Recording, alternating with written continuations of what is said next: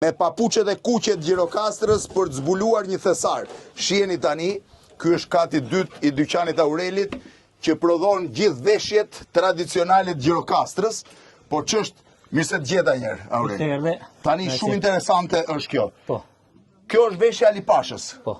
Kjo është veshja Lord Bajronit. Nga takimi i parë që pati Ali Pasha me Lord Bajronin në Sarajeve dhe nga piktura, është pikturë. Po, pikturë është ajo. Që është bërë në atë kohë mos gaboj nga Hobhausen, ja Ali Pasha, ja edhe Lord Bajroni. Do të thënë Ali Pashën ti sa e shet këtë kostum? Po vete 5.000 euro. 5.000 euro? Po, dhe kish prezentuar... 5.000 euro kë?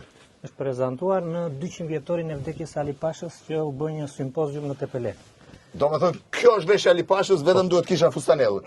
Po kjo fustanellën, këtë thënë, sa pala ka? Kjo është veshja fustanella aristokratëve Gjirokastrës, që e mbani shtresa e lartë. Kjo është 800 pala. 800 pala? Po, është 5 kg rënd. 800 pala. Dhe këto janë të gjitha veshjet e Gjirokastrës. Zona e jugut komplet. Zona e jugut. Kjo më the është vajza e pamartuar. Po, e Lungjërisë. E Lungjërisë e pamartuar. Po.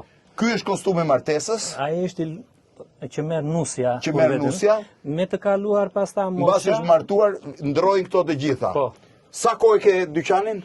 Këtu vajtëm 4 vjet. Pëlqejnë turistët? Shumë.